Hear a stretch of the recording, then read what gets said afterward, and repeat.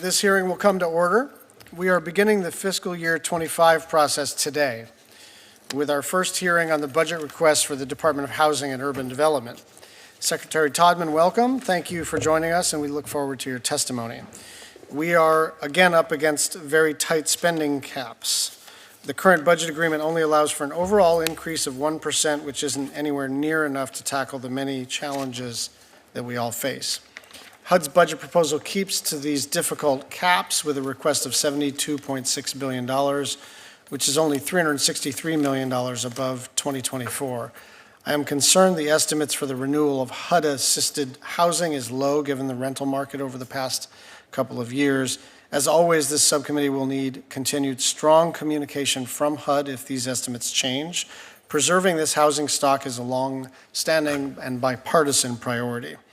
In fiscal year 24, we were forced to cut most of our discretionary grant programs to almost record lows. Additional cuts will further threaten essential services for programs for the most vulnerable Americans and undermine the safety and stability of our nation's transportation networks. Now is the time to be investing more in housing and homelessness prevention. We're coming out of a period of unprecedented rent volatility, and at the same time, homelessness jumped by 12% in just 1 year. That is not a coincidence. One GAO study found that a median rent increase of just $100 was associated with a potential 9% increase in homelessness. At the heart of that trend is a simple, stubborn fact. There is not enough housing in this country. It is basic economics. Without sufficient supply, prices go up. And renting, never mind owning a home, becomes out of reach for more and more people. We need to work across all levels of government and the private sector to increase our housing supply. Eliminating restrictive and outright racist barriers to housing is the first step in getting the types of housing that people want and need. And so I'm pleased to see continued funding requested for the Pathways to Removing Obstacles to Housing, or PRO-Housing, grant program that I created 2 years ago. This program incentivizes states and localities to reform zoning laws to enable construction. I'm also glad that the President's budget maintains funding for the HOME program. This is the only program that we have to help finance housing construction, and we need all of the resources that we can get to address the housing crisis. We also need to address the urgent needs of the growing number of seniors and first-time families falling into homelessness. This is something that the President's budget also recognizes with new proposals for new mandatory affordable housing investments. Finally, we have to address the long-term disaster recovery with the attention and urgency that survivors deserve. The President requested disaster assistance more than 6 months ago, and it is time for Congress to act. Of particular importance for this committee is securing CDBG-DR funding so that communities have assistance to rebuild their homes and small businesses can get back on their feet. More broadly, CDBG-DR needs to be permanently authorized to provide survivors with certainty.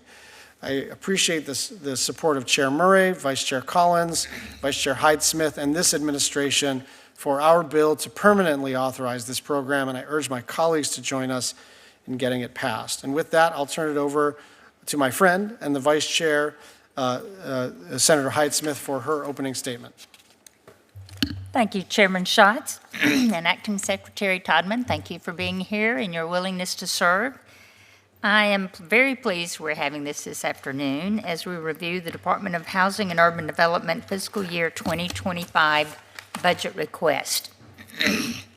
HUD is one of several agencies that play a key role in federal housing and community development policy.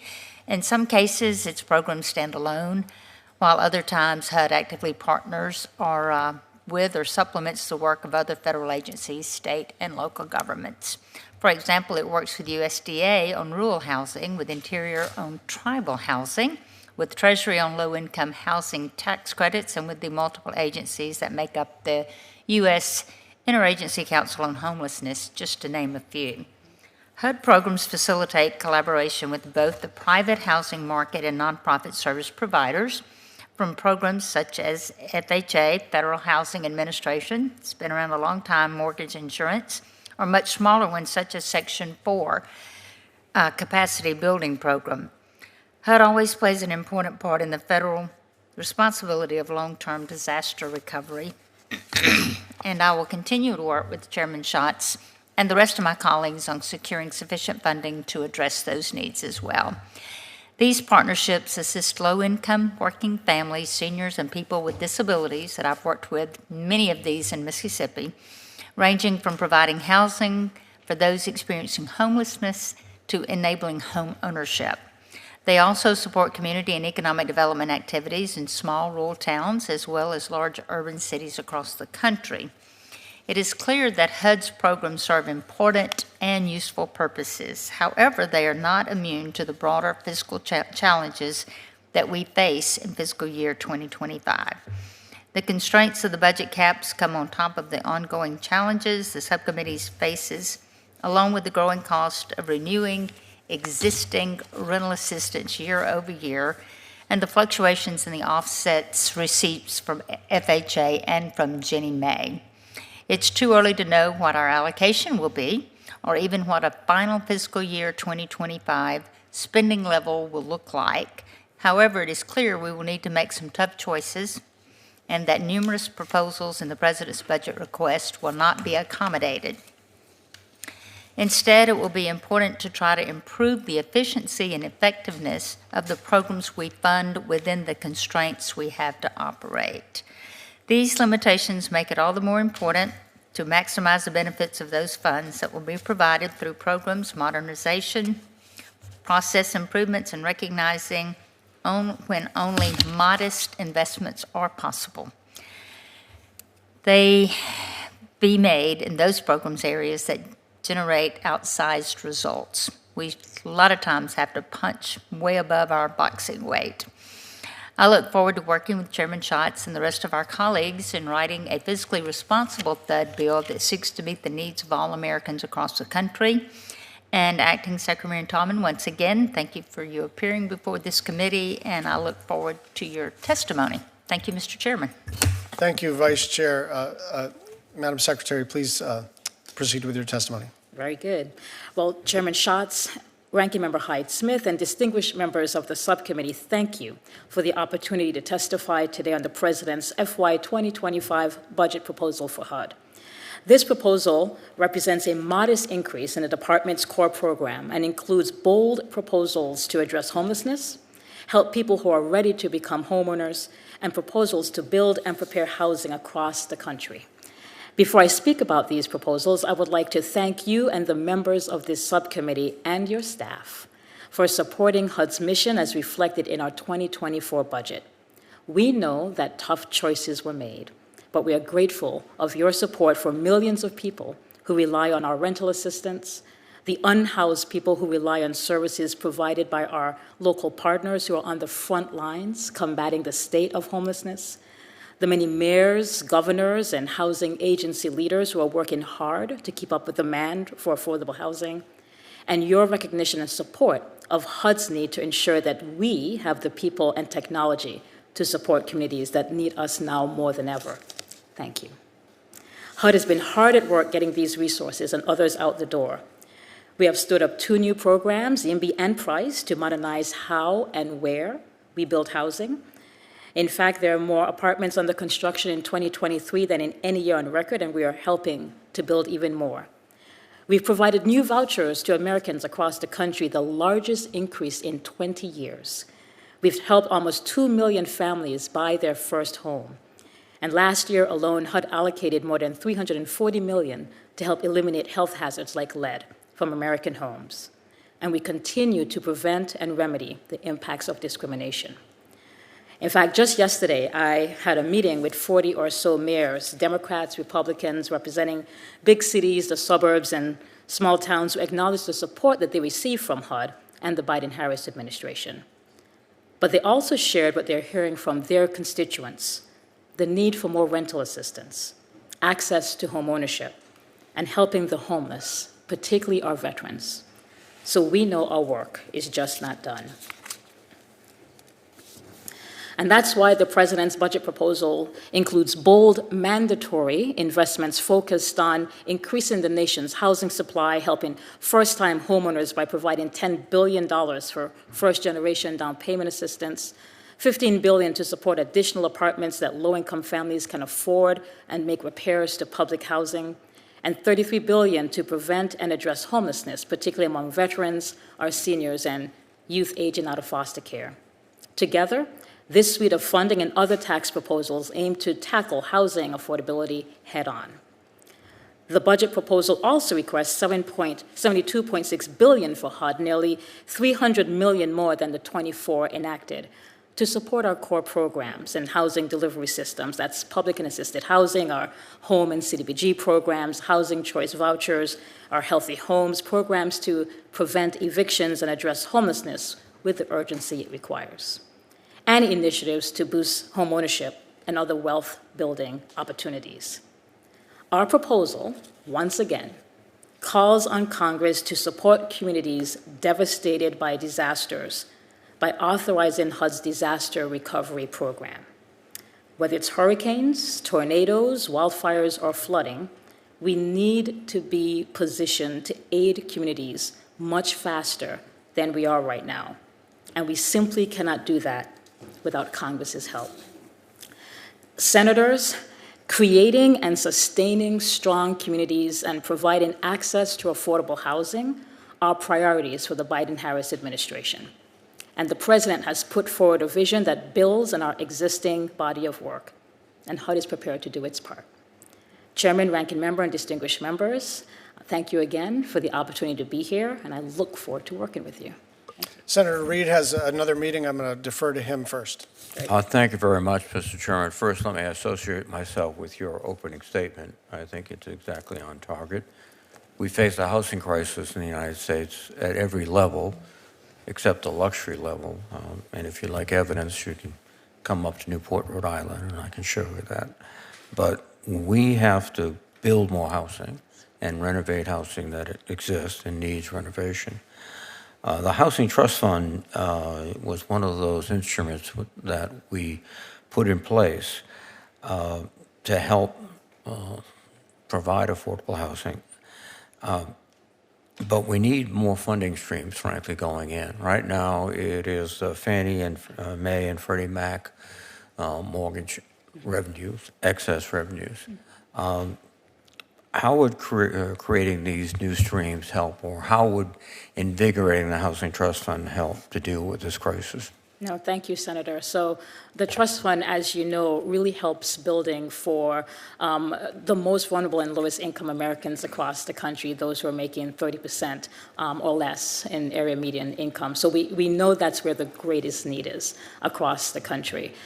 It is a modest program, very modest. I mean, small amounts of money go to the states, and I think that we get what we pay for in terms of getting products from that's supported by the trust fund. So I think that we certainly welcome any additional streams of funding, and we'll continue to work with the funding that we have to make sure it's benefiting as many people as it can. As you know, whenever you go to the dedication of a new affordable housing, you realize there are 15 different sources of funding, including 5 different federal programs, et cetera. And it makes the job of the developers excruciatingly difficult. They have to patch together all these different programs.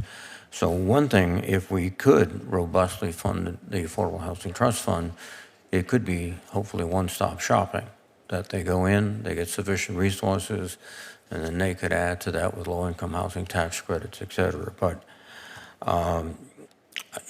that's why when I'm building housing, month after month after month, it takes a year to pull together all the different sources. So we can do better. Absolutely. As somebody who used to pull all those different sources together, the alphabet soup of building affordable housing, I completely agree. It'll be easier with fewer resources. Now, the Federal Housing Administration and Treasury jointly operate the Federal Financing Bank risk-sharing program. And this also is one of those sources of low-cost capital to local housing finance agencies. And they, in turn, help private developers for affordable housing. And I led a letter to the administration urging it to extend FFB risk sharing, and thank you, HUD and Treasury did so this past February.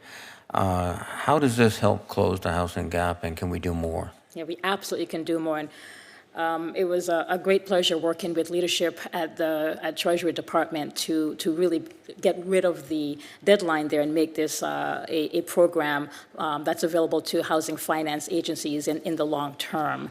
Right now, because of the deadline that was attributed to the program, we only had about half of the housing finance agencies that were engaged, and we're hoping that now there is a program that it will be serving the American people for years to come. We're hoping to get more HFAs involved, and right now we have about 15,000 units with the last couple years of investments, and we're hoping to have at least quadruple that over the next couple years. Thank you. Final question.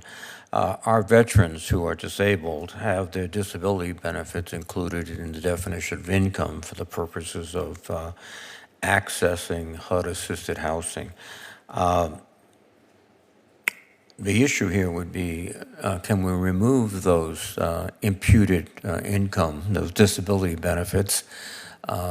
What impact would that have in terms of the cost to the federal government? Yeah. Could you give an idea? This is a complex issue that came to our attention just last year, just the impact of higher veterans benefits to and access to our voucher program.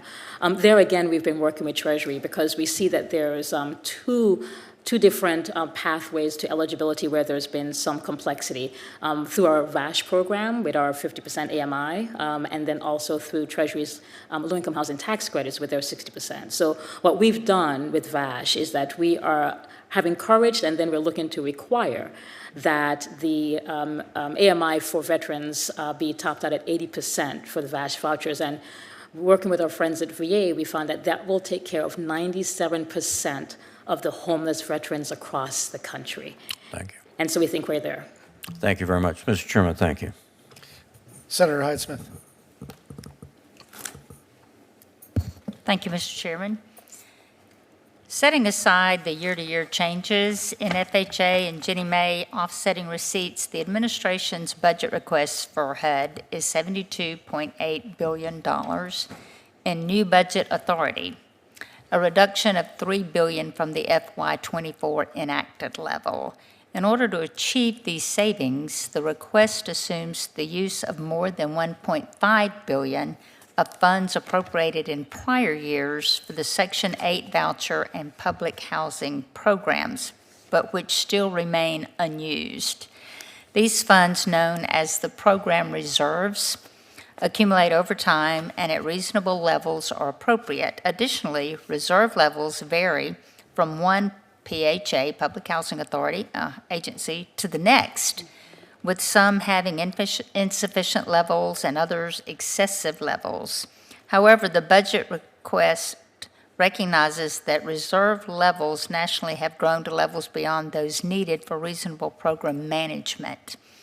In a context of voucher waiting lists that can stretch for years and the lack of available affordable housing, and underscoring the fact that public housing still has a role to play, why have public housing agency reserves grown to such amounts that the administration believes that more than $1.5 billion can be reasonably used to meet the 2025 program needs?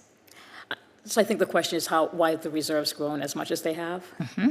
So, the voucher program is a budget-based program. So unless a voucher is actually being used by a family, the money is not being spent. And so what we've seen in the past couple of years, particularly with the impacts of the pandemic, is that there's been a slowdown in the lease-ups or utilization of vouchers. Not necessarily, I think, to attribute that to anything that the housing authorities is doing, as much as the availability of landlords sometimes who are willing to accept a family with a voucher. And so the longer that voucher is in a family's hand and they're looking for a unit, the longer it takes and the more money that sort of accumulates in the reserve. The agencies have done a very good job increasing their utilization over the past year, so we do expect some of those reserves to go down. But do you expect some of those reserves there to offset the 2025 needs? Yes, I think that, given the constraints from the Fiscal Responsibility Act, I mentioned you had to make tough choices in '24. We had to make some tough choices in terms of how we made sure we were accounting for 100% renewals for all the families that have a voucher. And so this was one way to sort of get there. So we know how the reserves are created. We think that there's still enough reserves across the agencies. There might be some exceptions, and we will take care of them. But we think that there's enough reserves to take them through at least the next year. Great. I'm glad to hear you say that because it's unspent, and we certainly need to purpose it where we can to help in that budget. In the absence of formal program modernization through reauthorization, HUD's use of existing programs' flexibilities become especially important. And this is critical for the Section 8 voucher and public housing programs administered by PHAs, which account for nearly 60% of HUD's budget. These programs have also benefited not only from broad program waivers during COVID, but also from lessons learned from the Moving to Work demonstration. Program flexibilities are always appreciated, but are most valuable when PHAs can plan for them. Rather than getting a last-minute Christmas surprise, what flexibilities is the department considering for 2025, especially in the context of payment standards and the use of public housing funds for pre-development and development activities? Right.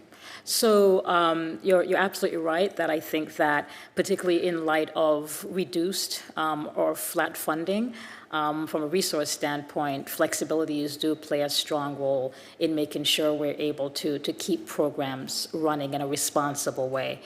We just, I think a couple weeks ago, announced the last 14 of the 100 new Moving to Work agencies, and so we're excited to see what new innovations they will bring to the table. In terms of things that we're looking forward to, one of the things that we did was expand flexibilities in our admin fee so that agencies are able to use those funds in a way to encourage landlords to participate in the voucher program. We have certainly been able to try to get our HOTMA rules. I know lots of agencies are really excited about this, getting our HOTMA rules across the finish line, and there's one or two other rules to go, and that will provide additional flexibilities. And there's been a number of flexibilities that we've proposed in our legislative proposals as well to help agencies sort of administer these programs during a difficult time as we're waiting to try to resource them appropriately. Thank you, and my time is out. You're welcome. Secretary, I want to talk to you about Maui. 101 dead, 4,000 housing units destroyed, flattened, incinerated. Most of those properties not even ready for rebuilding, still having the Army Corps cleaning up. 10,000 people in hotels, transient vacation rentals, and couches. Do you think this is a good plan? Senator, I've been to Maui. I was there last September. I have limited time. Does this make sense to you? You're a housing expert. I think that we need to do better in terms of providing appropriate interim housing for the families of Maui. You are correct. What does that look like? I think we are working, as an administration, we're working very closely with the governor and the mayor of Maui as well to see what that does look like. I know there's a number of different plans that they've brought to the table. There's funding that our colleagues at FEMA. Yeah, I just want to be clear. The governor, the mayor, myself, Mazie Hirono, Jill Tokuda, Ed Case signed the same letter. And the reason we did that is because we were getting split. We were being told different things by different people, different parts of the administration, different levels of the administration, different agencies, the White House. And so we said, look, what we need is transitional housing. And we got caught up in the nomenclature because some people used incorrectly the word permanent. FEMA doesn't like to do permanent housing. Fine. FEMA does transitional housing all the time. And they have currently made the judgment that it is their call. And my understanding of the Stafford Act, and certainly my understanding of what President Biden said when he landed on West Maui, is that he was going to help the community to rebuild.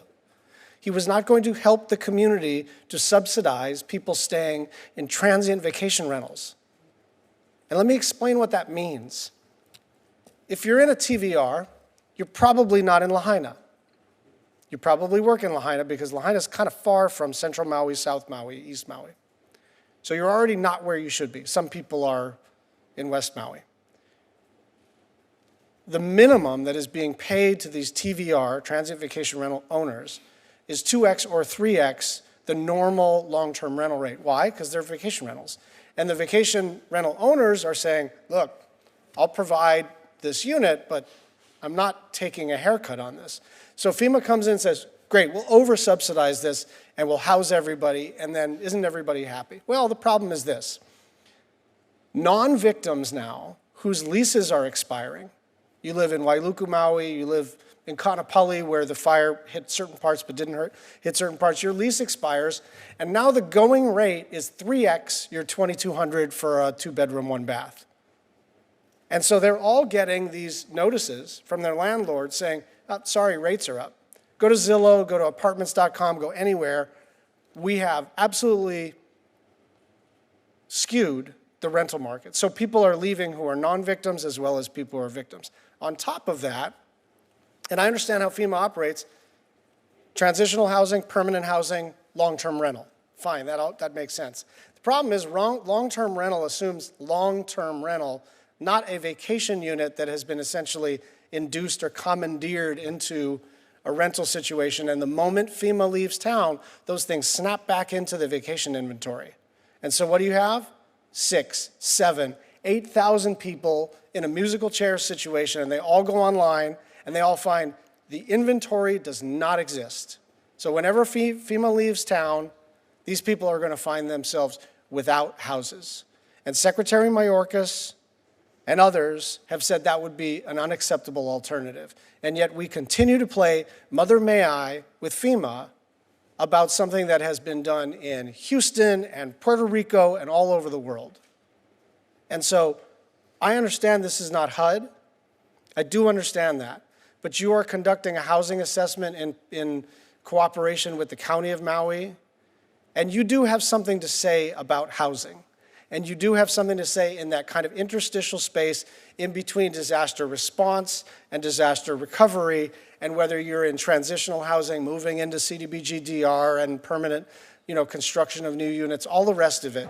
We cannot pretend that we are still in the wake of a smoldering burn zone and any roof over anyone's head is an acceptable alternative. We are too far from that moment to not think about what is happening to the island of Maui, its economy, and its people. And if you think that I am at the end of my rope, if that is the vibe you are getting, you are absolutely correct. And I would like you to carry back that I am not satisfied. It is not true that you are working in partnership with us as an administration. It is true that we have a lot of paper going back and forth and a lot of conference calls. All I'm asking for is what has happened in multiple other states and territories across the country. Senator Kennedy. Wow. Madam Secretary, we need to address that. Welcome. I want to talk about housing. The last 3 years, America has been experiencing inflation. Is that correct? That is correct. In fact, under President Biden, the median price for an existing home is up 28%, is it not? I think that there's been rising housing costs for the past decade. And the monthly mortgage payment under President Biden is actually up 141%, isn't it? Housing prices have been going up consistently over the past decade. And the mortgage rates under President Biden are up 176%, aren't they? I think the Federal Reserve is trying to do something about inflation. And electricity, you need electricity to live in a home. Since President Biden took office, the average electricity prices in our country have gone up 29.4%, haven't they? I know that electrical costs and utilities have gone up consistently over the past several years. No, ma'am, that's not true. 7 years before President Biden took office, the electricity prices only rose 5%. Now he took over, now they're up 29.4%. It takes building materials to build a house, doesn't it? It does. Since President Biden took office, iron and steel are up 28%. Isn't that true? I don't have that number in front of me. Okay. Aluminum is up 7%, is it not, under President Biden? I don't have that either. Okay. HVAC units, an air conditioner for your home. Under President Biden, an AC system is up 37%, isn't it? I think the pandemic had something to do with that. And shingles are up 19%, aren't they? Same there. Household appliances are up 22%, aren't they? Again, I think we had a supply chain issue, and that's reflective in the numbers that you're stating. And the supply chain issues are solved. Electric wires up 14%, isn't that correct, Madam Secretary? I don't have that number in front of me, sir. Okay. Now, this inflation in home prices and building materials that I've just talked about, it's man-made, isn't it? And that man's name is Joe Biden, isn't it? Senator, I think that we all experience the complexities of a global pandemic, and the economy is still, in many ways, absorbing some of that impact. I think some of the numbers you stated may be entirely true. I don't have it here, but what I do. Oh, they're true, Madam Secretary. Don't take my word for it. Very Ask good. the average American. But it's one of the reasons why, for the past 3 years, the administration has tried to be responsive to these additional costs. Well, excuse me for interrupting, but I'm like our good chairman, and you need to pay attention to his request, by the way. Mm-hmm. But we've got limited time. This administration hasn't succeeded. Inflation is gutting our middle class like a fish. And the reason housing prices are up so high is because of President Biden's inflation. That's why I find it extraordinary to learn that HUD, under your leadership, has issued a new mandate. All new homes financed or insured by the Federal Housing Administration and HUD, which is most homes in America, have now got to follow the 2021 International Energy Conservation Code standard. The National Association of Home Builders says that this new standard is going to add $31,000 on top of all of this inflation to the cost of a new home. Now, unless you peaked in high school, this is craziness. You're making it worse, aren't you? Senator. Are you serious about this rule? I've been in this industry for many decades, and I will submit to you that some of the housing pressures we see right now is because housing has not been built in almost 20 years. And you're going to encourage home builders to build by adding $31,000 to their costs, and you're going to encourage people to buy by adding $31,000 to the price tag? have your people at HUD been living in outer space? Haven't they seen what's been going on in America with inflation and home prices? There's two costs to home ownership. One is buying the house and I'm operating. going to allow one last exchange. We're into the second minute overtime. Sorry. And what we know is that, and you refer to the increasing cost of utilities, that with this energy code regulation, we are going to reduce utility costs for low and moderate income families across the country. Do you believe in the tooth fairy? I dispute the home builders. Do you believe in the per unit Easter cost. Bunny? Senator Kennedy, I'll allow you the last word. And then Do you we'll move believe on. that Jimmy Hoffa died of a natural death? Okay. Thank you, Senator Kennedy. Yes, sir. Thank you, Senator. I will just use my chairman's prerogative here and just list inflation rates in major economies: Israel, Greece, Italy, Spain, Portugal, Estonia, Denmark, Belgium, Finland, Ireland, Lithuania, Russia, Latvia, Sweden, the Netherlands, Turkey, Slovenia, South Korea, United States. And below them are some economies that are actually tanking.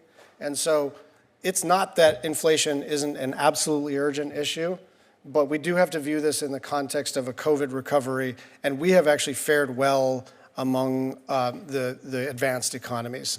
Senator Boozman. Thank you, Mr. Chairman. In Arkansas, we're blessed with having areas that are doing well, whether it's producing steel, producing all kinds of things. The problem is that in rural areas, there's no housing.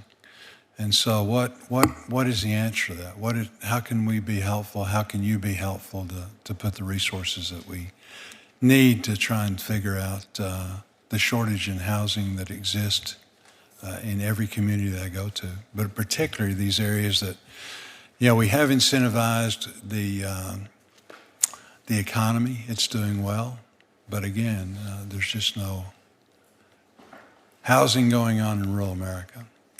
So we might have urban in our name, Senator, but we're very focused on housing issues in rural America. In fact, not too long ago, I was in Russellville, Arkansas,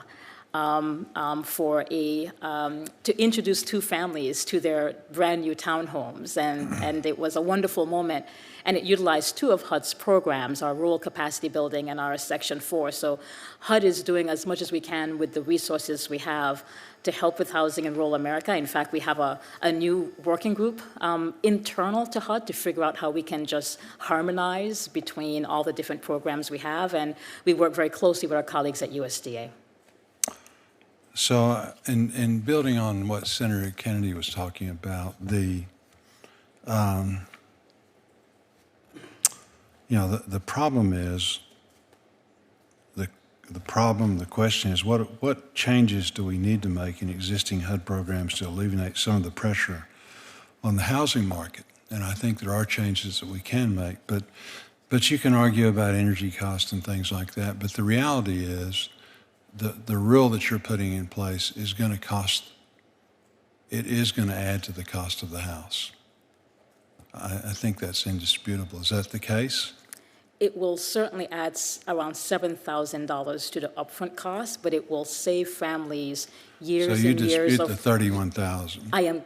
Yes, I am disputing the $31,000. And it will also save family years and years of higher utility costs with this investment. Right, but again, to come up with $7,000 on the front end, it is an issue that is not going to help get people into homes in a more affordable way. So I'm like him. I don't know why we're doing these things right now. But what are you doing then to go the other way, so that people can get into homes? Instead of increasing the cost either by $7,000 or $31,000, I suppose, depending on the size of the house, what are you doing to reduce the cost? Yeah.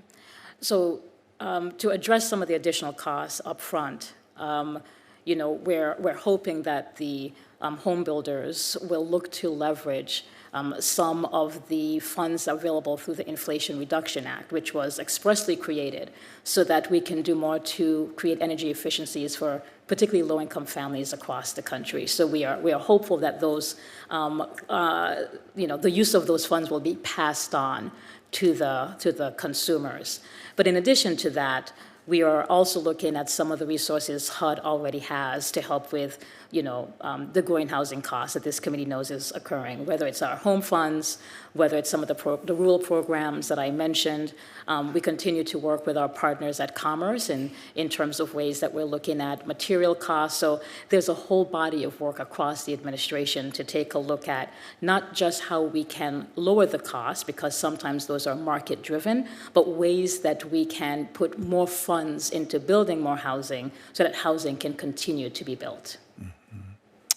Well, what we're doing now is not working. That's really the bottom line. And so we would like to help you going forward, so that we can solve some of these problems. We appreciate you being in Russellville, appreciate you getting out and about. And so again, thank you, Mr. Chairman. Thank you, Senator. Senator Capito. Thank you, Mr. Chair, and thank you for being here today. I have kind of some specific questions about projects in West Virginia. My constituents, we have an abundant amount of concerns regarding various issues at HUD. In particular, HUD issued a 202 award in January of 2022 for 20 affordable housing apartments for the elderly population in Moorfield, West Virginia, which is a very rural area. Due to persistent inflation and supply chain issues, which we've already heard about, construction costs remain high and increased, and the original construction costs increased by about 50%. The sponsor was led to believe that the project would qualify for HUD amendment funds to close the funding gap. My office made an inquiry about this in January and did not receive a basic response until a month later. The project sponsor responded to the letter and heard nothing until a week ago. My staff continues to follow up, and the funding issue at hand has not been resolved. Another sponsor for a project to redevelop a school in Rupert, West Virginia, had to reach out to our office as a last resort because HUD had stopped responding to them for nearly 5 months regarding the status of their subsidy layer review, which threatened the viability of their project. My staff and I have attempted to get in touch with Secretary Fudge for more than a month before she announced her intention to resign. We have now spent 6 or so weeks working to set up a call with any high-level representative at HUD, but have come up short again. Rather conveniently, your office finally did get back to us with the call yesterday. So what can we do to work out these issues so that my constituents are not stuck in limbo, waiting for answers from an unresponsive HUD? Senator, thank you for that. And I'm happy, Senator, to share my cell phone number with you so we never have a 6-week lag again moving forward. And I apologize if that happened under my watch. Certainly, I think that my team briefed me on this, and I'm hopeful that both of the issues you discussed have been resolved. If they have not, from your viewpoint, please let me know, the 2 items that you mentioned. All right. But certainly, I think that we will stay in close contact with you and your office for any other issues that you have. But we have a talented HUD team across the country. Sometimes people are maybe slow to be responsive, particularly with the 2 things you mentioned, and I'll have a good conversation with the team about the importance of true customer service. Thank you, and I appreciate that. So here we go with another one. We have congressional directed spending issues that have been approved with HUD. Our constituents have reached out for status updates and other general guidance, but have not received any reply or confirmation of receipt from your department. These constituents has even reached out to local HUD officials who have directed them back to the unresponsive project office, and again, ignored by HUD. Many of these projects are at risk of expiring funds due to the total lack of communication and guidance. My office has continued to receive notices of awarded funding from HUD. Many times these notices come at inconsistent times with other members. In other words, some members are notified before other members are notified. My staff continues to routinely contact your congressional liaison office. I was offered a call with you for yesterday. Yesterday was obviously a big day. But I would really like to know the status of these projects for FY 22, that's been several years ago, 23, and 24. So if you could work with me to provide me with, I know you don't have it with you now, probably, a list of the congressional directed spend projects where they stand in the approval process and the disbursement of funds for the last 3 years. I'm happy to provide you with an update and to you and to your team. If I can add one thing, HUD has received upwards of maybe $6 or $7 billion in new community project funding, and I think that what we have not received is the commensurate staffing and IT to carry out what's effectively one of the largest programs that we run right now. In addition to that, we are dealing with the fact that we have many local grantees who have never dealt with the federal government before, and so we're holding their hands through the process. One of the things that I would ask this committee is to perhaps look at maybe some threshold level of compliance, so if there are community project fund initiatives that are low dollar point, maybe there's a streamlined way for us to work with some of the grantees, because it's been very difficult for them to be responsive to us sometimes because of the rules that we have in the CDBG program. So, well, I think, and I think obviously from the numerous comments that we've gotten, the response is not coming back from HUD, and you can imagine that people are getting very restless, especially with the pending expiration of funds. One last question, if I could. The COVID national emergency has been over for almost a year. The Chief of Staff in the White House has encouraged agencies to bring back people into their work policies. What is HUD's work policy in the office here in Washington? Well, 90% of HUD's workforce are on a hybrid work schedule right now. Well, what's that mean? That means that some people... Right, but is it 2 days a week? Is it 1 day a week? Right now, it varies across the department. We have some offices that are coming in 3 days a week. We have some offices that are coming in 2 days a week. So it's varied across the department. So leadership across the department have made thoughtful decisions about how frequently folks have to come in. So there's no one standard at the department. So right we're now. finding this all across every agency. This happens to be something that really bothers me. I don't think the work's getting done. And, I just spent the first 5 minutes talking about the work not getting done. And I think sometimes that has to be with the work environment and quite possibly the fact that people are not face-to-face working together as effectively as they can, which they would be, I think, if they were in a more consistent in-office policy. So thank you, Mr. Chair. Thank you, Senator.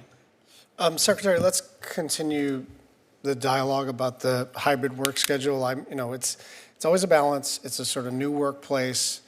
We want to be accommodating where we can, but I think Senator Capito's point is the right one, which is as long as the work's getting done. And I do think there is a benefit to just being in the same workplace. From a productivity standpoint, from a teamwork standpoint, from a morale standpoint, and it can be a little rough in transitioning out of work from home or hybrid to, listen, unless you have certain circumstances, we're just going to ask that you come.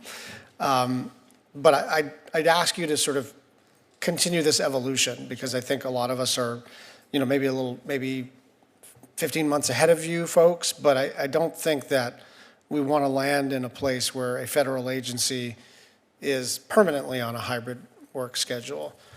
This was clearly not written by my staff. Just one other thing on earmarks. I'm more than willing to kind of talk through thresholds and sort of like capacity issues and all the rest of it. And I also admin support to like push out all these dollars. But in exchange, I would like for there to be a direct conversation about those delays that are not because of those things. Certainly.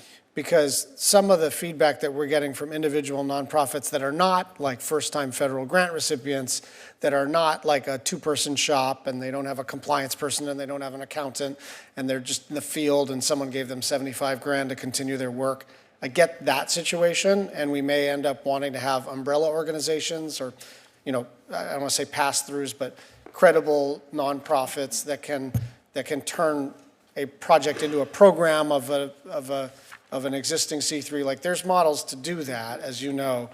But some of it is like, people are like, yeah, I heard about the earmark, and then the first I heard from the agency was like 9 months later. Like we're talking, especially since this part's our fault, we don't even enact the fiscal year's bill until halfway through the fiscal year. So like we're into the following fiscal year, and they haven't even, like they've been notified by the Senate office, but not by the executive agency on what happens next. And it's not completely unreasonable if someone tells you, hey, you got $1 million grant, that you start to plug that in Right. to your projections, your cash flow, your office space leasing, your hiring. And so not knowing when it's going to come is a real thing, and I'd like for us to be able to kind of massage this, knowing that it's not just a matter of us like jabbing our finger in the air and blaming you, but there may be some urgency that we need because, like you said, these are small nonprofits, and if we expect them to execute, they should at least be able to know, okay, expect the money mid-February, not expect the money anywhere from next February to next October. You can't plan. If that's the case. So I accept your offer to partner and find a way to make the program more efficient. The first year was a little bit of a startup, so the recipients there did have several months before they heard from us, but the last 2 fiscal years, I think we've done a better job letting folks know what they need to provide to us. But I do think there's some streamlining that we can consider that will help. Thank you. Senator Hoeven. Thanks, Mr. Chairman. Appreciate it. Secretary Todman, thank you for being here. According to the National Association of Home Builders, government regulations at all levels account for 25% of the cost for a single-family home and 30% of the cost for multifamily housing. So tell me, in your 25 budget request, what kind of steps are you taking to try to address that? I mean, pretty staggering, isn't it, that just regulation requirements, 25% single family, 30% multifamily, what can be done about that, and what in this budget will help address that? No, thank you, Senator. So the good news is that Congress provided us with about $85 million a year ago to help address some of the barriers to building housing through the YIMBY program. And so we're looking forward to releasing those funds sometime this spring. And it's certainly, the emphasis there is how to remove particularly local barriers to build housing quickly and efficiently, as you just mentioned. Yeah. I mean, when you think about it, it really is a tough proposition when we talk about affordable housing, right? Because housing's so expensive now, you know, to get just a basic house, it costs a lot of money, different amounts in different parts of the country. But anywhere you go, it's really expensive to get, quote, you know, the kind of that starter home. Mm-hmm. But the American way has always been you get that starter home with hopefully a small down payment and work hard and get payments going, build up some equity, and then you can sell it and go to the next one, and now you get a little more equity so you can get a better home and afford better pay. You know, that's how you work your way up the chain, and of course, having your own home is the American dream. It's really hard now. How are we going to get more people in these starter homes? Well, we've got to build it, Senator. I think that, you know, we've spent the last almost 2 decades not building the homes we need, particularly starter homes. And we also see that a lot of starter homes are being purchased by, you know, institutional investors, and some are going off the market for short-term rentals. So we know we have a problem. And it's one of the reasons why in our budget we've proposed historic levels of funding on the mandatory side to try to make sure that we're helping localities build these starter homes. We know that there's a problem there, and the budget is trying to do the best it can with the constraints it has to build exactly what you're talking about. How do you work with, so in my state of North Dakota, and I know in Mississippi, Hawaii, wherever you go, the states also have programs, and even in some cases at the local level. How are you leveraging this effort? Because, I mean, we really need to bring a number of programs to bear, don't we, to start getting people in their first home? Well, you know, building any type of housing is a federal, state, and local solution. And And so our home program goes to localities, it goes to states as well, and of course, including your state. And it's the #1 federal grant program for affordable housing. When it's married with the tax credits on the Treasury side, I mean, that's clearly rental. It's how we're able to build affordable housing. There's no such program like that on the home ownership side. It's one of the reasons why the administration strongly supports, a cousin to the LIHTC program, the concept of neighborhood homes. And I believe there's some bipartisan proposals that are being considered right now. We think that's a way to get more starter homes built. Yeah, and I see those federal programs in many cases working well with the state and local programs for multifamily. You know, and they're vitally important. We wouldn't be getting the multifamily that we're getting now without them. They're very important. Still feel like, you know, we've got to find more ways to get the affordable homes out there, because you know, it used to be the price point was so much lower. It's just gone up so much. It really is, and I think that we've got to find ways to do more there. I guess the last question I'd bring up is, as a member of the Indian Affairs Committee, which our chairman of this subcommittee is also our chairman of that committee. So I know he shares my concern, but the Native American Housing Assistance and Self-Determination Reauthorization legislation, which we refer to as NAHASDA. Are you supportive, and are you willing to help us try to get it passed? Because we're working very hard to try to get it passed. We had it attached to the NDAA. It was not in the final bill, so we continue to find a way to pass it. But it's important. We'd like to pass it, and we'd like your help. You know, I hear from tribal leaders all the time about the importance of NAHASDA and the difference it's brought to their communities in terms of building. One of the things that we're also hearing about NAHASDA is that the annual appropriations are not keeping pace with the need for housing and the operation of the homes that they have. So completely support, you know, working with the tribal leaders to make sure NAHASDA is built in a way that they can continue to use it for good in their communities. Thank you, Secretary. You're welcome. Senator Thank you, Hyde. Thank you. Senator Hyde-Smith. The supply of affordable housing is a challenge across the country and affects not just extremely and very low-income families, but also those higher up the income ladder in search of workforce housing, such as teachers, nurses, and first responders. These families are further challenged by tight rental markets operating at functionally 0% vacancy and a current homeownership market that prevents higher-income renters' households from making the traditional shift from renting to homeownership, which would increase housing availability for lower-income households. As the department's budget request points out, driven by the largest shortfall of new housing units in 50 years, rents and housing prices continue to increase. Clearly, there is a need for bringing new housing online, as we've discussed in several conversations today. Yet the budget request proposes to fund housing supply programs at $1 billion less than the FY23 enacted level. And even though there's both a shortage of rental housing at which to use a housing voucher and an inability of the voucher payment standard to keep pace with local market conditions, the request proposes $241 million for new Section 8 vouchers rather than putting those funds into housing production.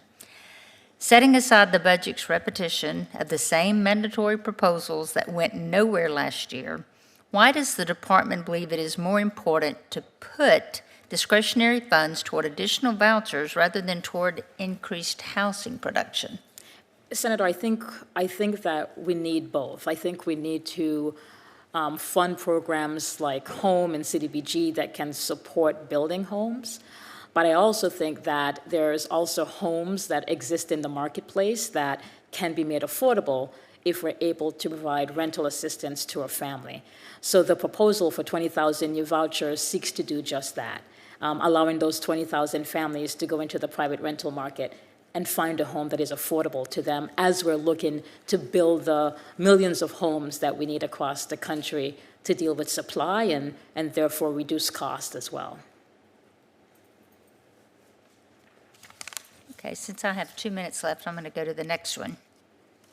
The ability of Section 8 voucher to be successful in any housing market is dependent on the accuracy of HUD's calculation of the local fair market rent. The accuracy of these calculations is complicated by data lags, inflation, and other market forces and pressures. The committee has expressed longstanding concerns shared by PHAs that HUD's work does not always reflect the real market conditions that families face when trying to use their vouchers. And while the committee appreciates recent efforts to improve the quality of the data through the use of commercial rental data sources, this is not helpful for localities that aren't covered by these third-party data sources. The current payment standard waivers through the end of this year are helping to address this data limitation and challenges, but it's unclear if HUD will continue these waivers past this coming December. So if HUD does not plan to extend these waivers beyond this calendar year, does HUD think that allowing states to set fair market rents with HUD oversight would be an effective alternative, especially for those localities where HUD lacks federal or commercially sourced local market data? Yeah, I'm certainly happy to talk with your office and the committee staff about some of the data concerns they have with FMR. I used to be, two jobs ago, I was also very frustrated with fair market rents and the way that HUD's methodology. I think that we've introduced new private sector data to try to make sure that it more resembles the market, and we'll continue to try to perfect the methodology. But happy to sit and talk with you more about the concerns there and see what more we can do. I think there's a lot of room for improvement there for sure. Thank you, Senator. Thank you, Mr. Chairman. Thank you, Vice Chair. Secretary Todman, thank you for coming in today to discuss HUD's budget request. The hearing record will remain open until Friday, May 5th, to allow members to submit additional questions for the record. We will reconvene on Thursday, May 2nd at 10 a.m. for a hearing with the Transportation Secretary to discuss the DOT's budget request. This hearing is now adjourned. Thank you.